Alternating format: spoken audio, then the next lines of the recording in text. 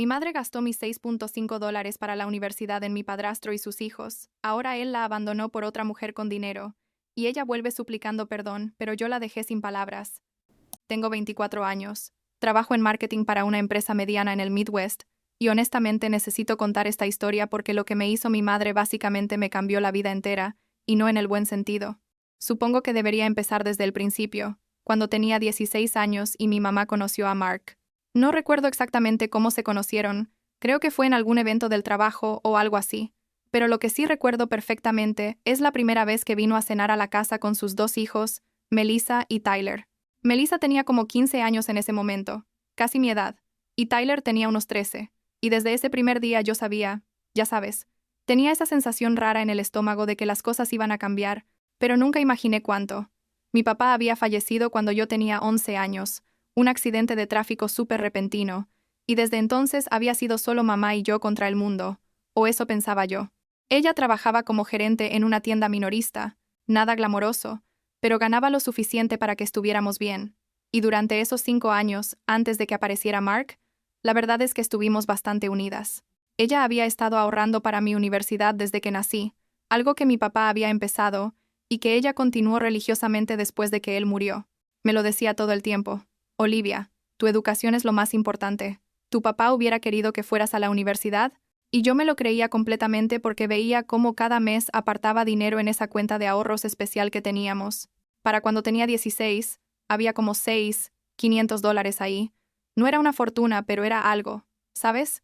Era la promesa de que yo podría ir a la universidad, sin enterrarme completamente en deudas.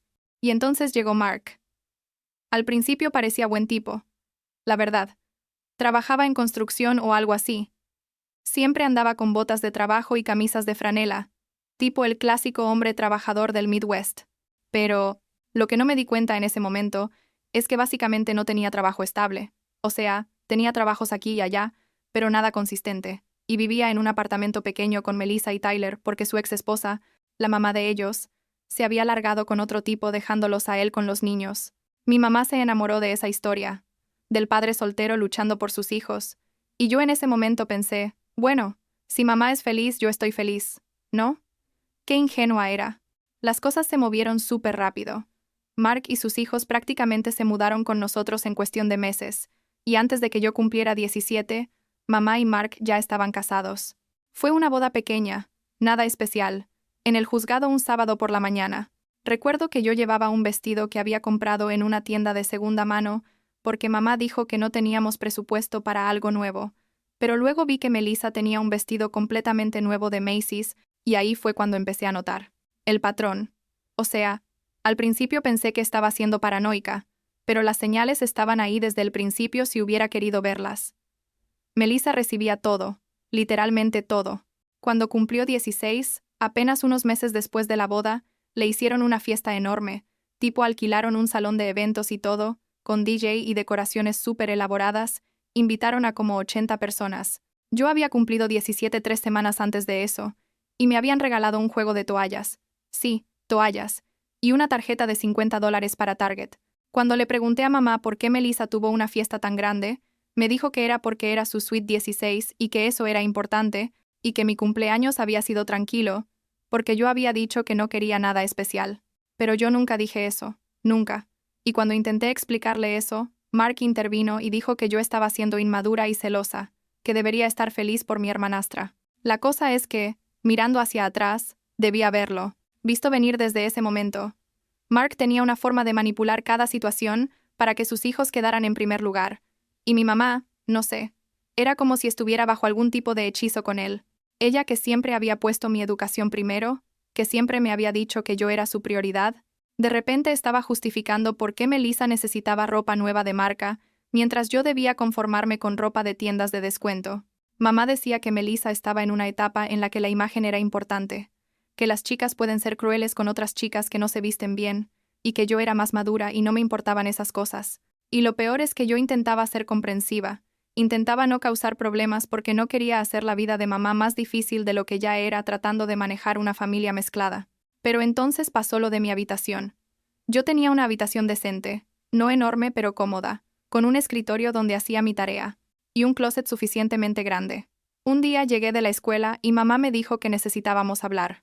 Me sentó en la sala y me explicó que Melissa necesitaba más espacio para estudiar porque estaba tomando clases AP y necesitaba un lugar tranquilo para concentrarse, y que Tyler también necesitaba su propio espacio porque estaba entrando en la adolescencia. La solución, según mamá y Mark, era que yo me mudara a la pequeña habitación de huéspedes, que básicamente era del tamaño de un closet, apenas cabía mi cama y un escritorio pequeño, y que Melissa tomara mi habitación porque era más grande.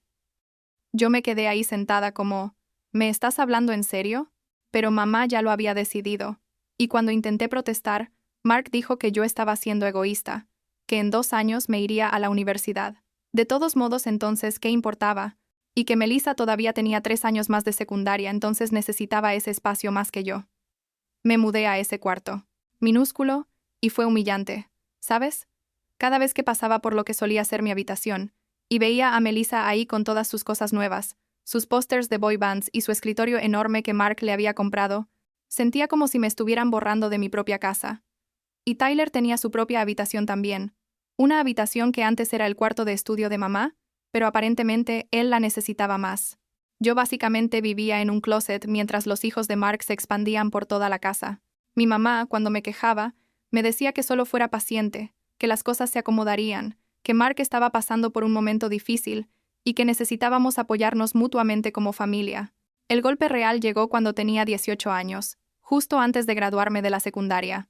Yo había estado revisando opciones de universidades, nada súper caro, estaba mirando la universidad estatal y también community colleges para los primeros 2 años para ahorrar dinero, y necesitaba saber exactamente cuánto tenía en mi fondo universitario para planificar. Le pedí a mamá que revisáramos juntas la cuenta de ahorros, y ella se puso rara, tipo esquiva, diciendo que lo haríamos después, que estaba ocupada, siempre posponiendo la conversación. Eso me puso nerviosa. Obvio. Entonces un día, cuando ella estaba en el trabajo, busqué los documentos de la cuenta en su habitación. Los encontré en un cajón de su escritorio, y cuando vi el balance me quedé congelada. Había $0. 0 en la cuenta. 0. Nada. No podía respirar. Literal. Sentía como si alguien me hubiera pateado el estómago.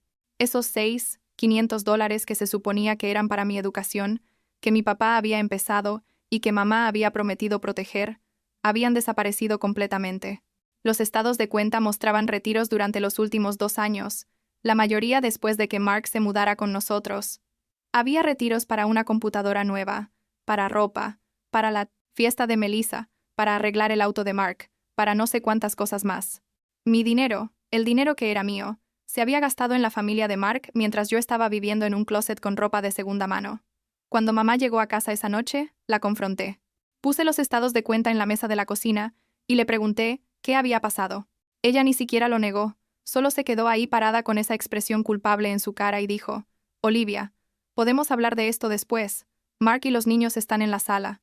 Y yo estaba como: «No, vamos a hablar de esto ahora.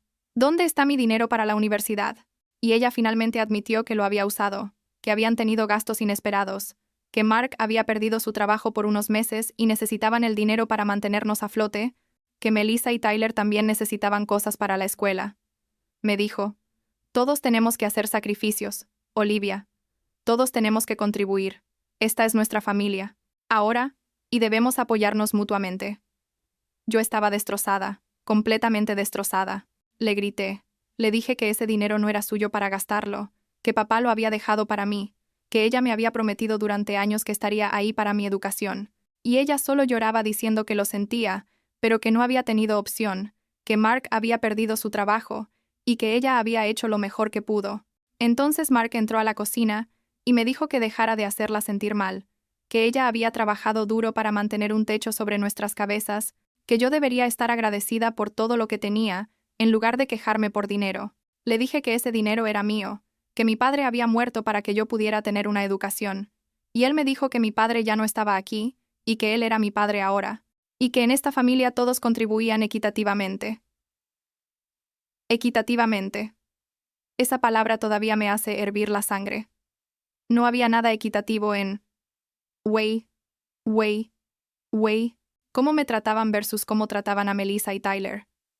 Pero en ese momento me di cuenta de que no tenía ningún poder en esa casa, que mi mamá había elegido a Mark sobre mí, y que no iba a recuperar ese dinero.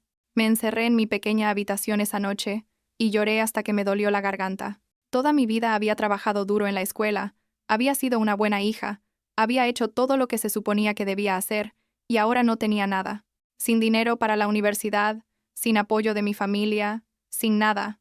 Mi prima Rachel, la hermana mayor de mi primo, tenía como 28 años en ese momento y vivía en un apartamento a unas 30 millas de distancia. Yo siempre había sido cercana a ella. Ella había sido como una hermana mayor para mí, especialmente después de que papá murió. Le llamé esa noche llorando y le conté todo. Rachel se enojó muchísimo. Me dijo que viniera a quedarme con ella, que no tenía que estar en esa casa tóxica. Al día siguiente, mientras mamá y Mark estaban en el trabajo, y Melissa y Tyler en la escuela, empaqué todo lo que pude caber en 2 maletas y una mochila, llamé a Rachel y me fui. Dejé una nota en la cocina que decía simplemente, me voy, no me busquen. No volví a hablar con mamá por casi 2 años después de eso. Vivir con Rachel fue un salvavidas, literal. Ella tenía un apartamento de 2 habitaciones y me dejó quedarme en el segundo cuarto sin pedirme renta. Solo me pidió que ayudara con algunas compras y que limpiara mi parte. Conseguí 2 trabajos, uno en un restaurante de comida rápida durante el día y otro en una tienda de conveniencia por las noches. Trabajaba como 60 horas a la semana tratando de ahorrar cada centavo que podía. Me inscribí en el Community College local para clases nocturnas, pagando por cada clase con el dinero que ganaba, tomando como 2 clases por semestre porque era todo lo que podía pagar. Fue brutal. No voy a mentir. Había noches en las que llegaba a casa a las 11 p.m. después de trabajar, y todavía tenía que hacer tarea hasta las 2 a.m. Luego dormía 4 horas y empezaba todo otra vez. Mi mamá intentó contactarme varias veces durante ese primer año. Me llamaba, me mandaba mensajes de texto.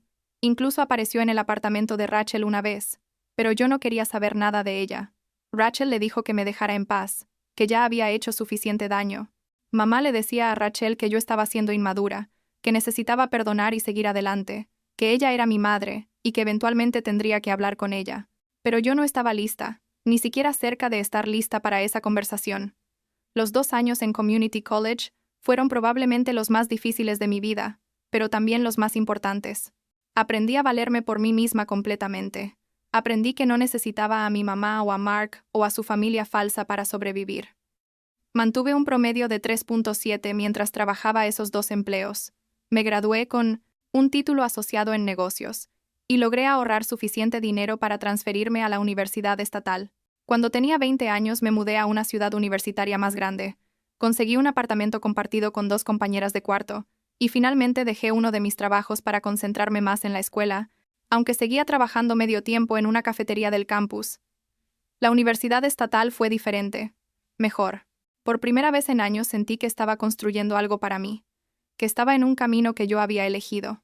Me especialicé en marketing. Descubrí que era bastante buena para ello. Hice algunas pasantías. Conocí gente increíble. Mi tío Tom, el hermano de mi papá, había estado en contacto conmigo esporádicamente durante todo este tiempo, siempre preguntando cómo estaba, mandándome 50 o 100 dólares aquí y allá cuando podía, y él fue quien finalmente me actualizó sobre lo que estaba pasando en la casa de mamá. Me contó que Mark básicamente no trabajaba, que mamá estaba sosteniendo toda la casa con su salario, que Melissa se había vuelto increíblemente malcriada, y que Tyler tampoco hacía nada productivo. Honestamente no me sorprendió para nada. Me gradué a los 23 años, lo cual tomó más tiempo de lo normal, pero considerando que lo pagué todo yo misma mientras trabajaba, creo que fue un logro bastante grande. Conseguí un trabajo en marketing para una empresa mediana, nada fancy, pero pagaba decente, suficiente para que pudiera mudarme a mi propio estudio, y finalmente tener un espacio completamente mío por primera vez desde que tenía 16 años. Y la verdad, estaba bien, estaba más que bien. Estaba construyendo una vida que era completamente mía y de nadie más. Y entonces, hace como 6 meses, cuando acababa de cumplir 24, mamá me contactó.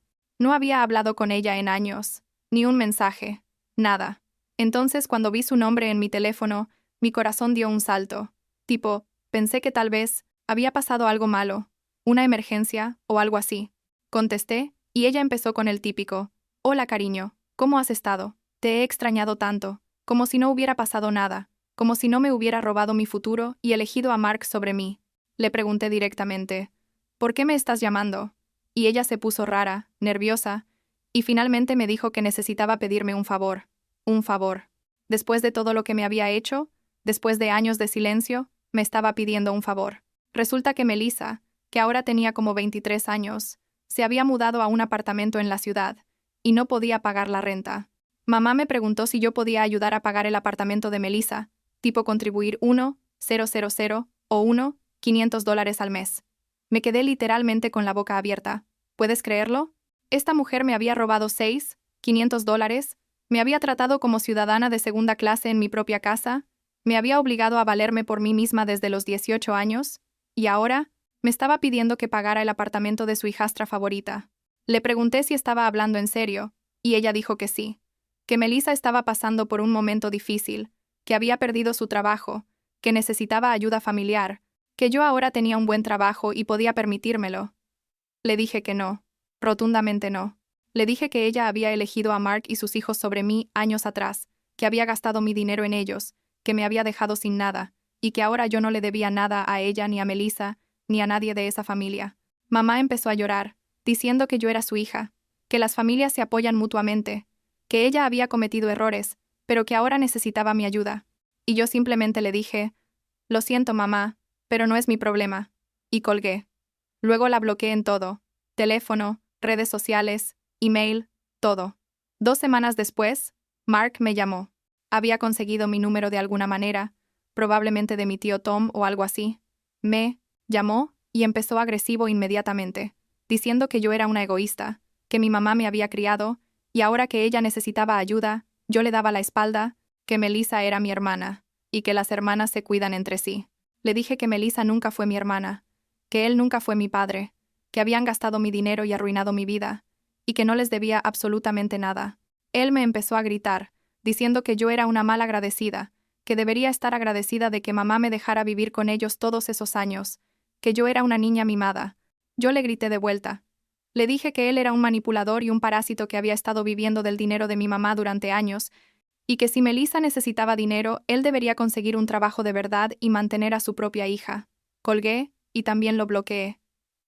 Lo que no sabía en ese momento era que Mark le había dado un ultimátum a mamá.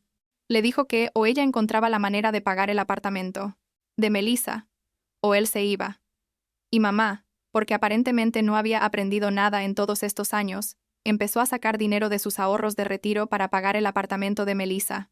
Mi tío Tom me contó todo esto después. Me dijo que mamá estaba sacando como $2,000 al mes de su 401 OK para mantener a Melissa en ese apartamento, pagando multas y taxes por retiro temprano, básicamente destruyendo su futuro financiero. Y Mark mientras tanto seguía sin trabajar, viviendo la vida tranquilo, dejando que mamá se sacrificara completamente. Esto siguió por como 4 meses, mamá vaciando sus ahorros mientras Mark le prometía que pronto conseguiría un buen trabajo, que las cosas mejorarían, que solo necesitaban aguantar un poco más. Y entonces, hace como un mes, Mark se largó. Se fue, así sin más. Aparentemente conoció a otra mujer, una divorciada con dinero, y decidió que ella era una mejor opción. Pero antes de irse, Mark se aseguró de tomar la mitad de lo que Treso quedaba de los ahorros de mamá, algo sobre que legalmente le correspondía por ser su esposo. Y también se llevó el auto de mamá, porque estaba a nombre de los dos. La dejó sin ahorros, sin auto, y con toda la responsabilidad de Melissa y Tyler, aunque Tyler ya tenía 21, y vivía con ellos sin pagar renta ni nada. Mamá me contactó otra vez hace como 3 semanas. Esta vez me mandó un email largo porque yo la tenía bloqueada en todo lo demás. El email era diferente de las veces anteriores. No me estaba pidiendo dinero ni nada, solo estaba disculpándose.